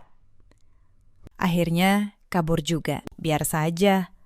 Besok juga balik lagi sambil menangis. Menantu seperti itu tidak akan bisa hidup sendiri. Tapi Bayu tidak ikut tertawa. Ada sesuatu yang mengganjal di hatinya malam itu. Panggilan dari kantor pusat perusahaan kreditur membuatnya gelisah. Mengapa pemilik perusahaan ingin bertemu langsung? Selama ini, urusan utang selalu ditangani staf biasa. Tidak pernah ada panggilan setinggi ini. Bayu mencoba menelpon saya. Sekali, 2 kali, 3 kali. Tidak ada jawaban. Ia mengirim pesan, menanyakan saya di mana. Tidak ada balasan. Untuk pertama kalinya, Bayu merasakan sesuatu yang asing, ketakutan, kehilangan. Malam itu, Bayu tidak bisa tidur. Ia menatap langit-langit kamar, memikirkan istrinya. Ia mulai mengingat semua hinaan yang pernah diterima Sahira, semua air mata yang pernah ia abaikan, semua kali ia memilih diam saat seharusnya ia bicara. Untuk pertama kalinya, Bayu merasa bersalah. Tapi ia belum tahu seberapa besar kesalahannya. Keesokan paginya, Bayu berangkat ke kantor pusat perusahaan kreditur. Gedung itu menjulang tinggi di kawasan bisnis paling elit kota. Bayu masuk dengan perasaan kecil. Ia tidak pernah membayangkan bahwa nasib bisnis keluarganya ditentukan oleh perusahaan sebesar ini. Ia diantar naik lift ke lantai paling atas, ruang pertemuan eksekutif. Saat pintu lift terbuka, beberapa orang berpakaian rapi menyambutnya. Mereka mempersilakan Bayu duduk di ruang rapat yang luas, dengan jendela kaca menghadap kota. Pak Gunawan, sang direktur utama, masuk lebih dulu. Wajahnya serius. Ia meletakkan beberapa map di atas meja. Bapak Bayu, katanya. Sebelum kita mulai, saya ingin bertanya, apakah Bapak mengenal istri Bapak dengan baik? Pertanyaan itu membuat Bayu bingung. Tentu, dia istri saya. Apa hubungannya dengan utang perusahaan saya? Pak Gunawan saling pandang dengan beberapa orang di ruangan. Lalu, ia membuka map pertama. Mungkin ada sesuatu yang belum Bapak ketahui. Ia meletakkan beberapa dokumen di hadapan Bayu. Dokumen kepemilikan, sertifikat saham, dan di setiap lembar ada satu nama yang tertulis berulang kali. Nama yang sangat dikenal Bayu, Sahira. Bayu awalnya tidak mengerti. Ia membaca, menggernyitkan dahi. Lalu membaca lagi. Semakin lama, wajahnya semakin pucat. Tangannya mulai gemetar. Ini tidak mungkin, gumamnya. Pak Gunawan mengangguk perlahan. Benar, Pakistan, istri Bapak. Ibu Sahira adalah pemegang saham mayoritas perusahaan ini. Beliau juga ahli waris tunggal dari almarhum Bapak Hartono, pendiri Hartono Group. Seluruh aset perusahaan ini, termasuk piutang atas utang bisnis keluarga Bapak, berada di bawah kewenangan beliau. Bayu merasa dunia di sekelilingnya berputar selama 3 tahun. Ia mengira Sahira hanyalah perempuan sederhana, manajer biasa, perempuan yang setiap hari mencuci piring, disuruh-suruh ibunya, dihina kakak iparnya. Ternyata perempuan itu memiliki segalanya. Saya tidak tahu, kata Bayu lirih. Selama ini saya tidak pernah tahu. Pak Gunawan menghela napas. Kami pun baru mendapat instruksi resmi tadi malam. Ibu Sahira mengaktifkan kembali seluruh hak kepemilikannya. Dan beliau memberikan satu instruksi khusus mengenai utang perusahaan keluarga Bapak. Bayu menelan ludah. Instruksi apa? Pak Gunawan membuka map berikutnya. Berdasarkan catatan kami, utang bisnis keluarga Bapak sudah jatuh tempo. Selama ini perusahaan kami memberikan kelonggaran.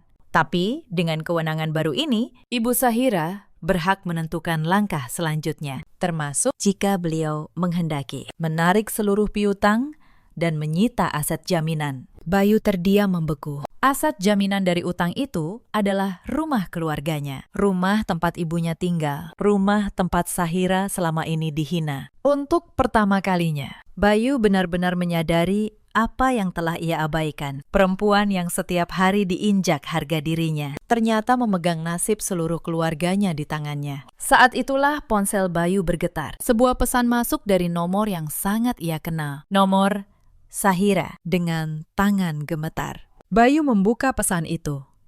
Terima kasih untuk semua yang pernah kita lalui. Saya sudah mencoba bertahan selama yang saya bisa. Tapi saya tidak sanggup lagi hidup di tempat yang membuat saya kehilangan harga diri saya sendiri. Jagalah dirimu baik-baik. Tidak ada makian, tidak ada ancaman, hanya perpisahan. Air mata mulai menggenang di pelupuk mata Bayu. Karena untuk pertama kalinya sejak mereka menikah, pesan dari istrinya bukan berisi perhatian, melainkan perpisahan. Bayu menundukkan kepala di ruang rapat itu. Ia tidak peduli lagi pada utang, pada perusahaan, pada apapun. Yang ia pikirkan hanya satu hal. Ia telah kehilangan perempuan yang seharusnya ia lindungi. Sementara Bayu hancur di kantor pusat. Saya berada di apartemen saya, menatap kota dari ketinggian. Pak Gunawan menelpon, melaporkan bahwa Bayu sudah mengetahui semuanya. Saya hanya mendengarkan. Lalu memberi satu instruksi terakhir. Pak Gunawan, kata saya, sore ini, saya ingin tim hukum kita datang ke rumah keluarga Wijaya. Bawa seluruh dokumen. Saya ingin semuanya diselesaikan secara resmi. Di depan seluruh keluarga itu. Karena saya tidak ingin balas dendam dengan cara yang kotor. Saya hanya ingin satu hal. Saya ingin mereka tahu siapa perempuan yang selama ini mereka injak. Saya ingin kebenaran itu terbuka di tempat yang sama di mana harga diri saya dihancurkan. Sore itu tiba. Di rumah keluarga Wijaya, suasana masih seperti biasa. Bu Marni duduk di teras, mengomel tentang menantunya yang belum juga pulang. Mbak Ratih sibuk bergosip. Dimas baru bangun tidur. Mereka tidak tahu apa yang akan datang. Lalu terdengar suara mobil-mobil memasuki halaman. Bukan satu, tapi beberapa. Mobil-mobil hitam mengkilap berhenti di depan rumah. Para tetangga mulai keluar, penasaran. Dari dalam mobil, turun beberapa orang berpakaian rapi, membawa map-map dokumen. Bu Marni berdiri, kebingungan. Siapa kalian?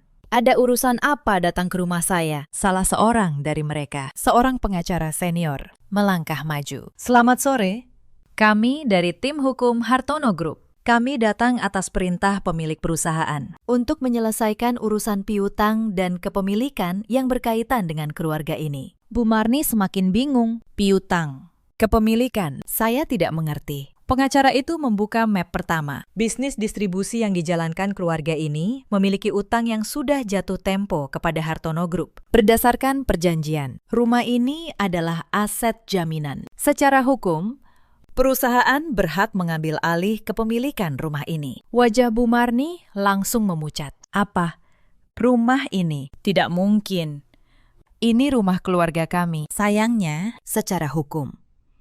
Rumah ini sekarang menjadi milik kreditur. Kata pengacara itu, tenang. Kecuali utang dilunasi seluruhnya. Hari ini juga, Bu Marni mulai gemetar. Mbak Ratih dan Dimas berdiri di belakangnya. Sama-sama pucat. Mereka tidak punya uang sebesar itu. Tidak ada cara untuk melunasinya. Tapi siapa pemilik perusahaan yang sekejam ini? Jerit Bu Marni. Siapa yang tega merebut rumah orang? Pengacara itu membuka map kedua. Ia mengeluarkan sebuah dokumen, lalu meletakkannya di hadapan Bu Marni. Pemilik perusahaan, sekaligus ahli waris tunggal Hartono Group, adalah Ibu Sahira Hartono. Bu Marni membaca nama itu.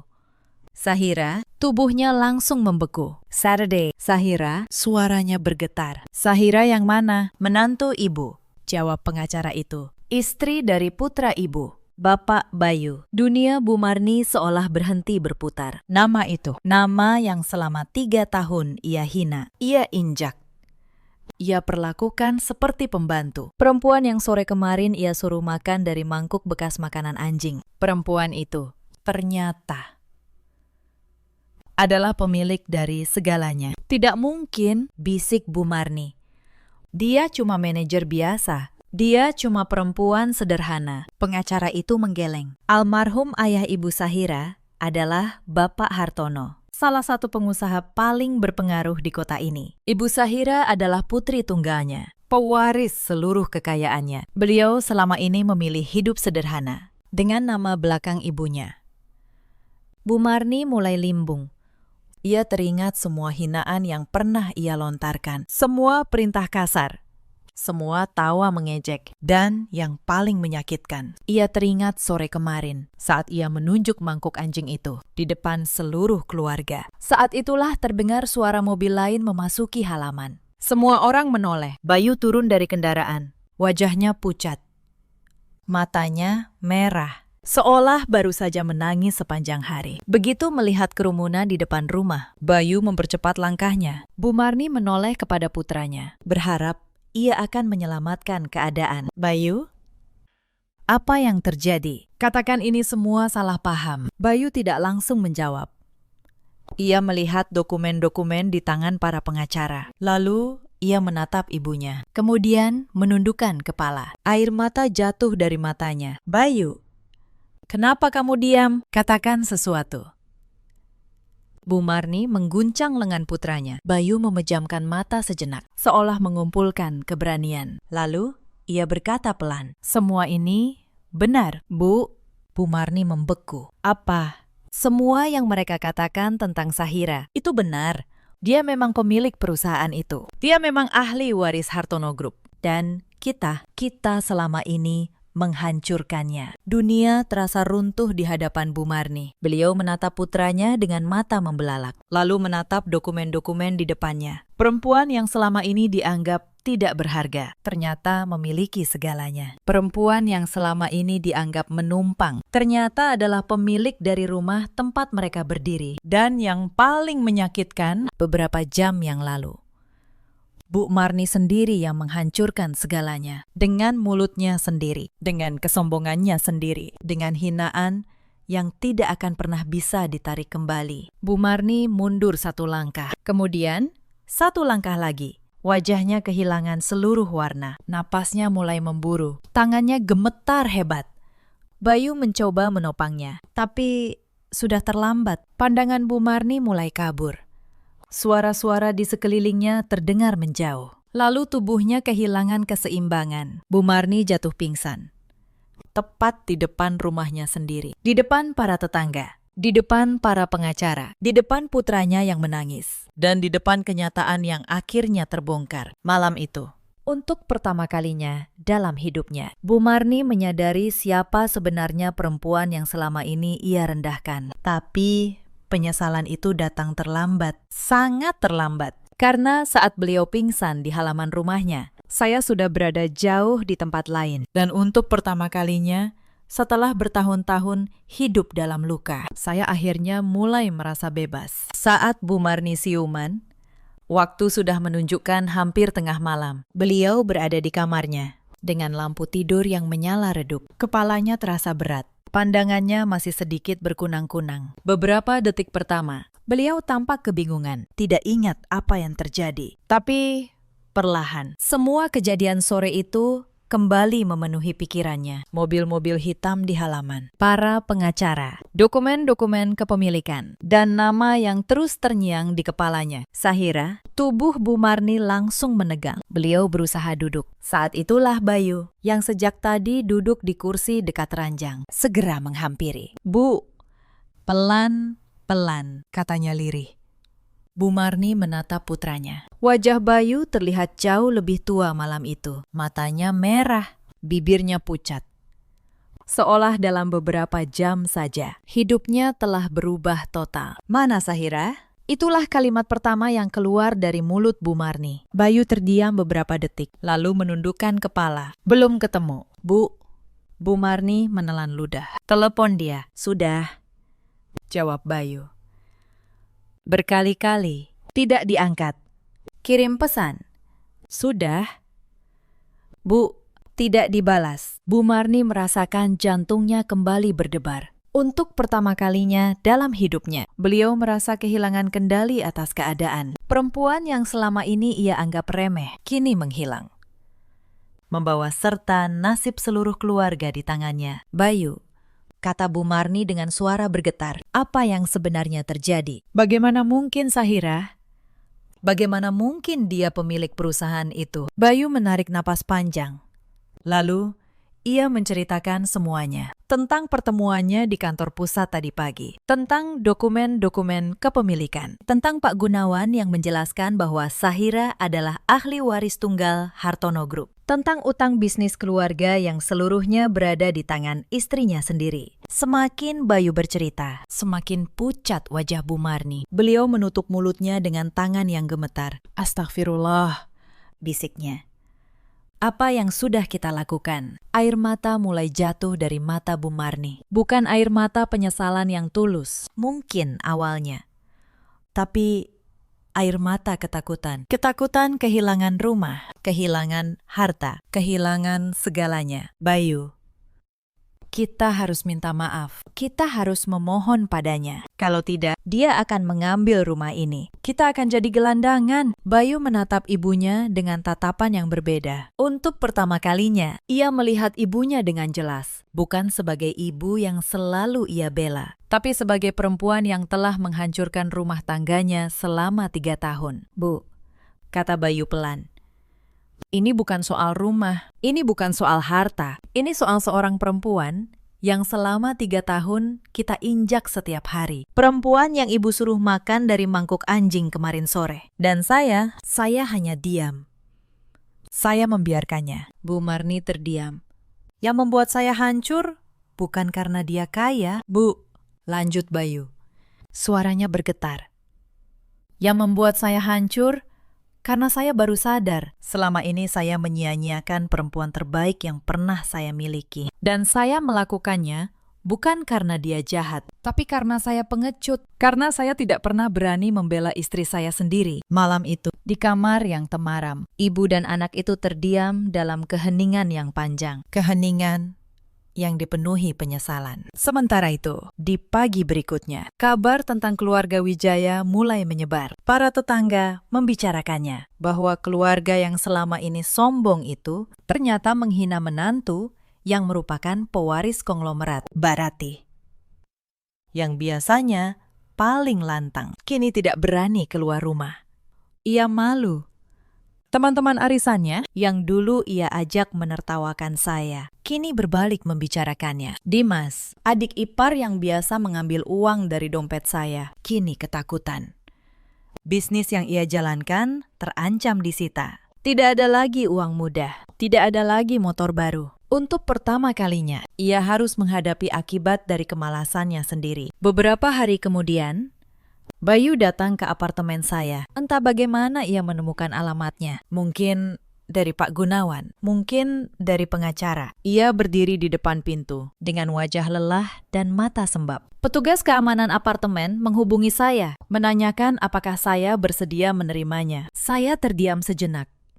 Lalu saya berkata, "Persilakan dia naik." Saya membuka pintu. Bayu berdiri di sana. Suami yang selama 3 tahun tidak pernah membela saya. Suami yang hanya diam saat saya dihina. Suami yang mengangguk saat ibunya berkata, "Saya tidak berhak atas apapun." "Sahira," katanya lirih. Suaranya bergetar. Saya datang untuk minta maaf." Saya menatapnya dengan tenang. Tidak ada amarah, tidak ada kebencian, hanya ketenangan. "Masuklah," kata saya. Bayu masuk. Ia duduk di sofa dengan kepala tertunduk. Untuk beberapa saat, ia tidak bisa berkata apa-apa. Lalu, air matanya jatuh. "Saya tahu saya tidak pantas dimaafkan," katanya. "Saya tahu saya pengecut. Selama 3 tahun, saya melihatmu dihina setiap hari. Dan saya tidak melakukan apa-apa. Saya membiarkan ibu saya menginjak harga dirimu. Saya membiarkan kakak saya merendahkanmu. Saya membiarkan adik saya memanfaatkanmu. Dan saya hanya diam. Saya mendengarkan tanpa memotong. Saya tidak datang ke sini untuk meminta hartamu," lanjut Bayu.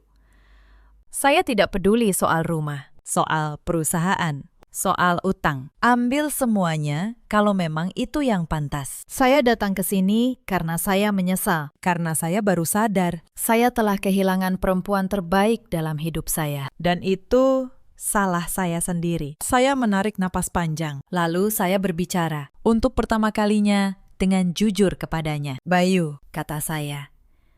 Kamu tahu apa yang paling menyakitkan selama 3 tahun ini? Bukan hinaan ibumu, bukan ejekan kakakmu, bukan ulah adikmu. Yang paling menyakitkan adalah kamu. Karena kamu adalah satu-satunya orang yang seharusnya berdiri di sisi saya. Dan kamu memilih diam. Bayu menundukkan kepala semakin dalam. Saya tidak menyembunyikan harta saya untuk menipumu. Lanjut saya.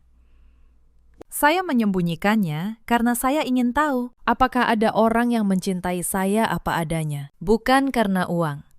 Bukan karena nama keluarga. Saya ingin menjadi istri yang sederhana, menantu yang biasa. Saya ingin diterima sebagai manusia, bukan sebagai dompet. Saya berhenti sejenak, menatap kota dari jendela. Tapi yang saya dapatkan adalah penghinaan setiap hari. Dan kamu membiarkannya. Jadi saya berhenti. Saya berhenti mencari pengakuan dari orang-orang yang tidak pernah menghargai saya. Bayu mengangkat wajahnya. Matanya basah. Apakah masih ada kesempatan untuk memperbaiki semuanya? Saya menatapnya cukup lama. Lalu saya menggeleng pelan. Tidak.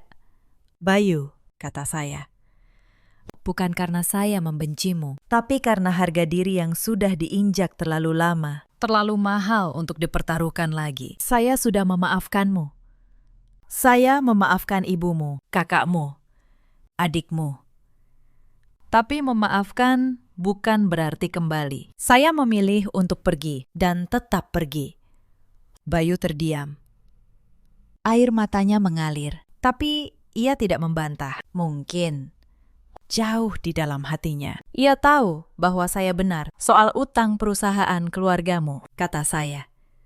Saya tidak akan mengambil rumah itu. Saya bukan orang yang akan membuat ibumu menjadi gelandangan. Meski beliau pernah menyuruh saya makan dari mangkuk anjing. Utang itu akan saya hapuskan. Anggap saja itu pemberian terakhir dari menantu yang dulu kalian anggap tidak berharga. Bayu menatap saya dengan tidak percaya. Kenapa setelah semua yang kami lakukan? Kenapa kamu masih sebaik ini? Saya tersenyum tipis. Karena saya tidak ingin menjadi seperti kalian. Saya tidak ingin membalas kekejaman dengan kekejaman. Cukup satu hal yang saya inginkan. Saya ingin kalian tahu, perempuan yang kalian injak selama ini ternyata punya pilihan untuk menghancurkan kalian, tapi memilih untuk tidak melakukannya. Itu sudah cukup bagi saya. Bayu menundukkan kepalanya. Terima kasih, Sahira, dan maafkan saya untuk semuanya. Ia berdiri, berjalan menuju pintu. Sebelum keluar, ia berhenti sejenak. Saya harap kamu bahagia. Kamu pantas mendapatkannya, lebih dari siapapun. Lalu ia pergi, pintu tertutup pelan di belakangnya. Dan saat itulah, satu bab dalam hidup saya benar-benar selesai. Beberapa minggu kemudian, saya mendengar kabar tentang keluarga Wijaya. Bu Marni jatuh sakit cukup lama setelah malam itu. Bukan karena penyakit fisik, tapi karena penyesalan yang menggerogotinya. Beliau yang dulu selalu sombong, kini menjadi pendiam. Para tetangga bercerita bahwa beliau sering duduk sendirian di teras, menatap kosong ke arah jalan, seolah menunggu seseorang yang tidak akan pernah kembali. Mbak Ratih, kakak ipar yang dulu memperlakukan saya seperti pembantu, kini tidak lagi punya muka untuk bergosip. Reputasinya hancur. Teman-teman arisannya menjauh satu persatu.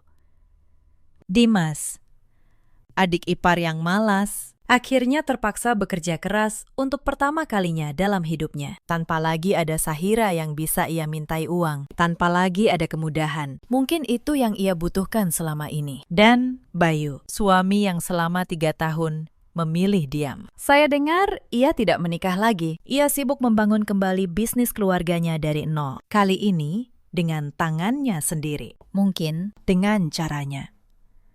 Ia sedang menebus kesalahannya. Saya berharap ia menemukan kedamaian. Tapi itu bukan lagi urusan saya. Adapun saya sendiri, saya kembali ke kehidupan yang sebenarnya milik saya. Saya mengambil alih kepemimpinan Hartono Group, menjalankan warisan ayah saya dengan sepenuh hati. Saya tidak lagi menyembunyikan siapa diri saya. Tapi saya juga tidak pernah berubah menjadi sombong, karena saya tahu rasanya diinjak. Dan saya bersumpah, saya tidak akan pernah memperlakukan siapapun seperti saya pernah diperlakukan. Saya membangun sebuah program di perusahaan saya, khusus untuk membantu perempuan-perempuan yang terjebak dalam rumah tangga yang menghancurkan mereka. Perempuan yang dihina, yang diinjak, yang merasa tidak punya pilihan. Saya ingin mereka tahu bahwa harga diri itu lebih berharga daripada apapun, dan bahwa pergi kadang adalah keberanian terbesar yang bisa dimiliki seseorang. Suatu pagi, saya berdiri di balkon kantor saya yang tinggi, menatap kota yang membentang luas di bawah. Langit mulai berubah keemasan. Untuk pertama kalinya setelah bertahun-tahun, saya merasa benar-benar pulang. Bukan ke sebuah tempat, tapi ke diri saya sendiri. Sahabat, cerita ini mengajarkan kita banyak hal. Jangan pernah merendahkan seseorang hanya karena ia terlihat sederhana, karena tidak semua orang menunjukkan nilai dirinya kepada dunia. Ada banyak orang yang memilih diam, bukan karena lemah, tapi karena mereka tidak perlu membuktikan apapun kepada siapapun. Jangan pernah menganggap kesabaran sebagai kelemahan, sebab orang yang paling sabar sekalipun pada akhirnya punya batas, dan ketika batas itu tercapai, ia bisa memilih pergi. Saat itu terjadi penyesalan sering datang terlambat setelah semuanya tidak bisa diperbaiki lagi. Di luar sana ada banyak perempuan seperti saya dulu, perempuan yang setiap hari diinjak, harga dirinya di rumah yang seharusnya menjadi tempat paling aman, perempuan yang menangis diam-diam, lalu menghapus air matanya dan kembali tersenyum demi menjaga keutuhan rumah tangga. Jika kalian salah satunya, ketahuilah, kalian berharga. Jauh lebih berharga daripada yang orang lain katakan tentang kalian. Di luar sana, ada juga banyak suami seperti Bayu. Laki-laki yang tidak jahat, tapi juga tidak berani. Laki-laki yang memilih diam saat istrinya dihina, dengan alasan menghormati orang tua. Tapi diam di hadapan ketidakadilan bukanlah kehormatan. Itu adalah pengkhianatan yang paling halus. Dan di luar sana, ada pula para ibu mertua seperti Bu Marni yang lupa bahwa menantu juga manusia. Yang lupa bahwa perempuan yang masuk ke keluarganya telah meninggalkan rumahnya sendiri demi mencintai anaknya. Semoga mereka belajar sebelum penyesalan datang terlambat. Dalam hidup, kita selalu punya pilihan. Pilihan untuk bertahan atau pilihan untuk pergi. Tidak ada yang salah dengan keduanya, selama kita memilih dengan menjaga harga diri kita sendiri. Saya memaafkan mereka semua, tapi saya tidak kembali karena harga diri yang sudah terlalu lama diinjak. Pantas untuk dijaga dengan keberanian. Pergi bukan berarti kalah. Kadang pergi adalah satu-satunya cara untuk menyelamatkan diri dari orang-orang yang tidak pernah menghargai ketulusan kita. Itulah kisah saya. Terima kasih sudah menemani sampai akhir. Jika cerita ini menyentuh hati kalian, ceritakan kisah kalian sendiri di kolom komentar. Mungkin di luar sana ada seseorang yang membutuhkan kekuatan dari cerita kalian. Sampai jumpa di kisah berikutnya.